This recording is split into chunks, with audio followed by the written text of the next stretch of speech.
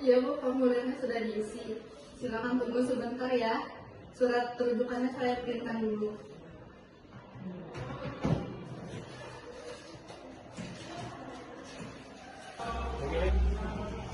Ambil HP dong.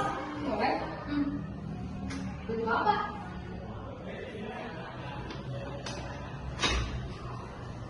Ini dari siapa? Kok isinya data medis kamu? Status positif. Gak mungkin. Ini data dari RS Sentosa. Mana bisa? Wah, artinya orang lain bisa tahu. Kawan kerja, tetangga. Gimana ini? Habis dari laptop ini sih. Ini kelelahan kriminal. Ini melanggar hak privasi. Aku akan tuntut rumah sakit itu. Mereka harus kontrol. Ayo kita ke sana. Bapak-bapak, ini ada video yang menginfokan bahwa rumah sakit kita membutuhkan data pasien. Nah, saya sudah dengarkan itu hasil dari investigasi sementara. Kejadian itu terjadi akibat human error dari satu administrasi.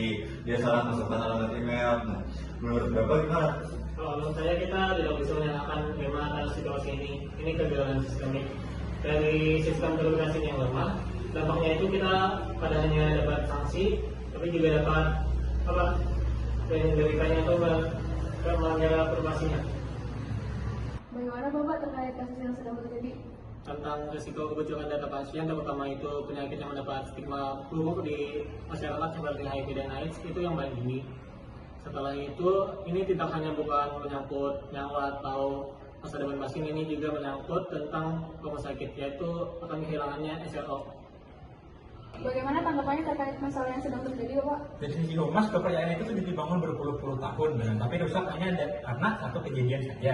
Ya, kalau pasien akan bertanya, data HIV saja bisa bocor, apalagi data-data yang lain gitu. Dan untuk memulihkannya, memerlukan waktu dan biaya yang tidak sedikit. Saya datang ke rumah sakit untuk mencari kesembuhan, bukan untuk dihakimi. Sekarang saya merasa terkucil. Seakan semua orang yang melihat saya akan tahu rahasia terdalam saya. Saya rasa gak ada tempat nyaman lagi. Jadi, mulai hari ini semua akses dan transfer data pasien berisiko tinggi seperti HIV, AIDS, dan lain-lain harus melalui sistem terintegrasi khusus. Mulai sekarang, email dan panas. Pelatihan ini bukan hanya formalitas, ini tentang membangun budaya keamanan data. Setiap data yang Anda pegang adalah amanah. Kelalaian sekecil apapun bisa berakibat bencana besar seperti yang kita alami. Paham? Kami dari Rumah Sakit Sehat Sentosa meminta maaf sebesar-besarnya kepada Mbak Dari dan keluarga. Kami telah mengambil langkah-langkah termasuk memberikan ganti rugi dan bimbingan psikologis untuk pasien, dan kami berkomitmen untuk meningkatkan keamanan data-data pasien kami. Nah, apa yang dapat dilindungi oleh solusi pencegahan kebocoran data? Tujuan utama kebocoran data adalah agar penjahat siber mengumpulkan informasi yang dapat mereka gunakan untuk keuntungan finansial atau keuntungan lainnya.